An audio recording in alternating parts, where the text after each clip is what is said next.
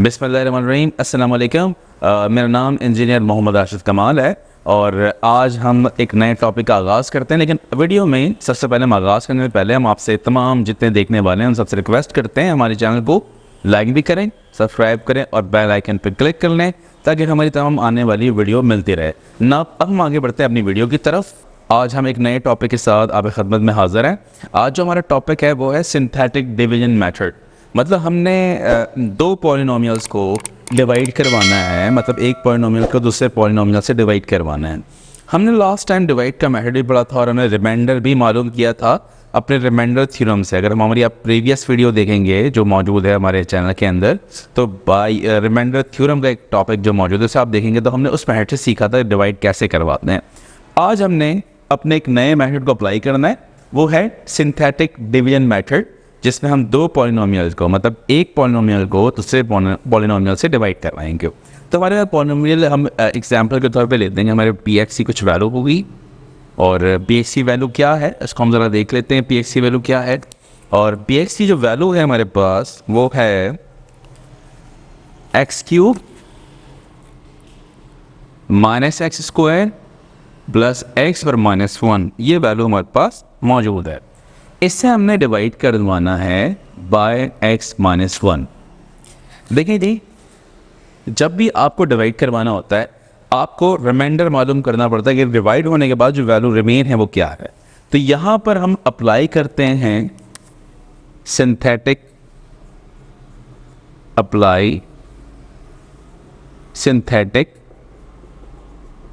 Division method.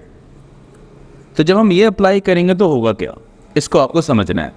इसका method आपने समझना है। देखिए मेथड क्या है हमारे पास कि हमने इस तरह लाइनें बनानी है और यहाँ पर हमने कोफिशिएंट्स लिखने हैं।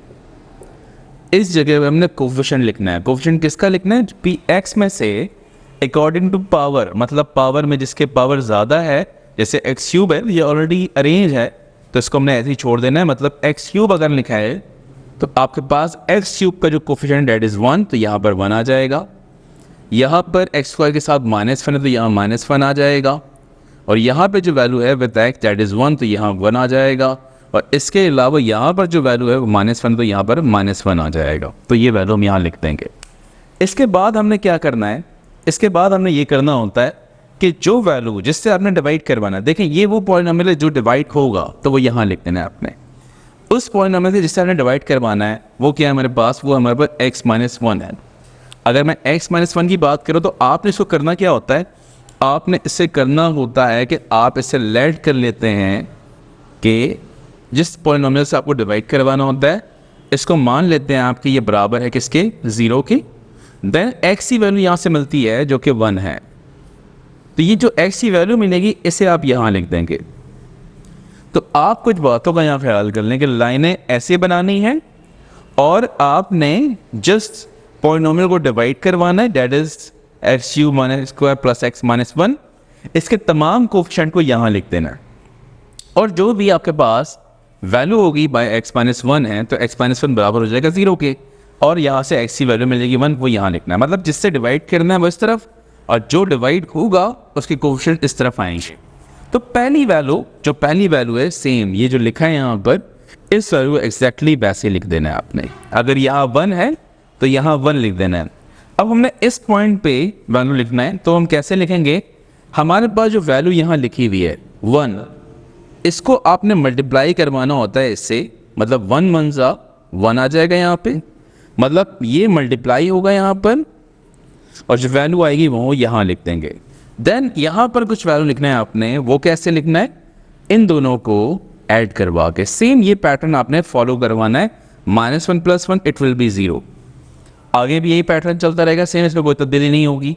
मतलब अगर आपने यहाँ कोई वैल्यू लिखना है तो कैसे लिखना है, देन 1 मल्टीप्लाई होगा 0 से और ये आगे शिफ्ट होगा 1 0 0, यहाँ 0 हो जाएगा। सेम इसी पैटर्न को रिपीट करना है, मतलब ये दोनों यहाँ पर ऐड हो जाएगा। तो 1 + 0 वैल्यू आएगी आपके पास 1। अब इसी पैटर्न को अपने फॉलो करते हुए आगे जाना है कि ये मल्टीप्लाई हो रहा है, प्लस हो रहा है, इस तरीके से 1 1 1 और यहाँ पे इन दोनों को आपने ऐड करवाना है। तो ये 1 - 1 अगर आप करेंगे तो 0 आ जाएगा। जो आखिरी वैल्यू होगी हमारे पास उसे हम कहेंगे रिमाइंडर। जो भी आखिरी वैल्यू यहाँ पर होगी इसे हम कहेंगे रिमाइंडर। तो अगर हम लिखते हैं यहाँ पर कि रिमाइंडर क्या है, तो रिमाइंडर की वैल्यू हमें मिल जाएगी 0 ही। रिमाइंडर हम 0 लिख देंगे यहाँ पर। 0 लिखने के बाद हमने एक चीज़ और लिखना होता है, वो होता है क्वोशंट। क्वोशंट क्या होगा? लेकिन क्वोशंट वो होता है जो रिमाइंडर, मतलब ये कि जो रिमाइंडर के अलावा जो वैल्यू मिलती है आपको, उसे क्वोशंट कहा जाता है।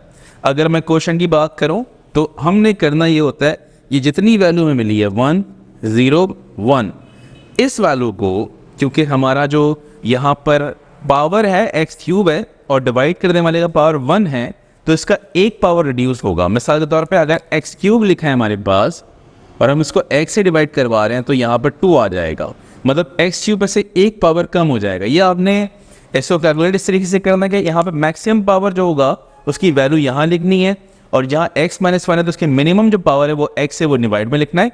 कैंसिल करने के बाद आपको एक्स स्क्वायर मिल रहा है, तो आपको एक्स स्क्वायर से वैल्यूज को लिखना शुरू करना है क्वोशंट को।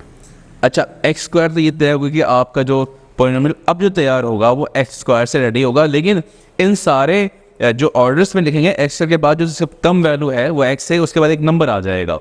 तो आपने उसको कैसे लिखना है कि इसका कोफिशिएंट जो यहाँ से आएगा, मतलब 1 × एक्स स्क्वायर, जो पहला पावर है वो आपने इस तरह डिसाइड करना है, मतलब इन दोनों को डिवाइड करवा के वो पहला पावर मिल गया आपको। देन प्लस लिखें कोफिशिएंट अगेन यहाँ से, और ये वैल्यू आएगी 0 × एक्स, और फिर अलग वैल्यू लिखनी है डेट इज 1, मतलब ये सारे कोफिशिएंट यहाँ से आएंगे। अब पावर जो मैक्सिमम आपको मिल जाए उसको आप कम करते जाएं ऐसा ऐसा यहाँ पे, तो वैल्यू कम हो जाएगी। यहाँ पे आप इसको मल्टीप्लाई करवा लें, 1 × x square it become x square, और 0 जब किसी से मल्टीप्लाई होता है वैल्यू आ जाती है 0, तो हम 0 लिख देंगे यहाँ पर और वैल्यू आ जाएगी 1। तो जब ये वैल्यू मिल जाती है आपको तो 0 यहाँ लिखने की ज़रूरत नहीं है, 0 ऐड होता है और वो ख़त्म हो जाता है। तो यहाँ पे जो वैल्यू बचेगी हमारे पास वो होगी एक्स स्क्वायर प्लस 1, ये हमारा यहाँ पर आंसर हो जाएगा।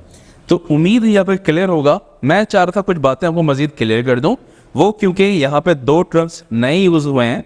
एक रिमाइंडर, जो कि हम पहले अपनी प्रीवियस वीडियो के अंदर मैंने बताया भी था रिमाइंडर क्या होता है, लेकिन मैं इसको भी रिपीट कर देता हूँ। क्वोशंट क्या होता है, ये बड़ा एक नया टर्म है यहाँ पर हमारे वीडियोस के अंदर, तो मैं इसको ज़रा डिटेल बता दूँ आपको। देखें, अगर यहाँ पे मेरे पास 5 लिखा है और 5 को मैं डिवाइड करवा देता हूँ 2 से, तो आप लिखेंगे 2 2 ज़ा 4, तो कैंसिल जब करेंगे माइनस जब करेंगे तो वैल्यू आएगी 1। तो 1 जो है इसे आप कहते हैं रिमाइंडर, ये यहाँ पे रिमाइंडर है, और जो कैंसिल करवाने के बाद जो वैल्यू आपको मिली है ये से कहते हैं क्वोशंट।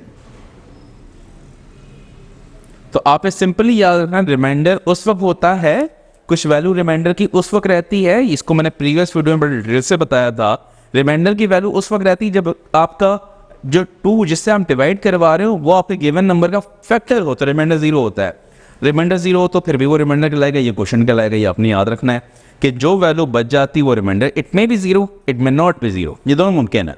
और अगर यहाँ पर जो वैल्यू मिलती है इसे क्वोशंट कहा जाता है, मतलब डिवाइड करवाने के बाद रिमाइंडर हमारा 0 है यहाँ पर, और जो क्वोशंट बच रहा है वो ये बच रहा है। जिस तरह हमने यहाँ सीखा है उस पर हमने फाइंड आउट किया है। ये हमारा सिंथेटिक डिवीजन मेथड, जिससे हमने एक पॉलिनोमियल को दूसरे पॉलिनोमियल से डिवाइड किया है। उम्मीद है ये क्लियर होगा आपको। हम मज़ीद प्रैक्टिस भी अपनी वीडियो के अंदर अपने चैनल के अंदर शेयर करते रहेंगे। आप हमारे चैनल को लाइक भी करें, सब्सक्राइब भी करें और बेल आइकन पर क्लिक करें ताकि तमाम आने वाली वीडियो हमारी आपको मिलते रहे। शुक्रिया।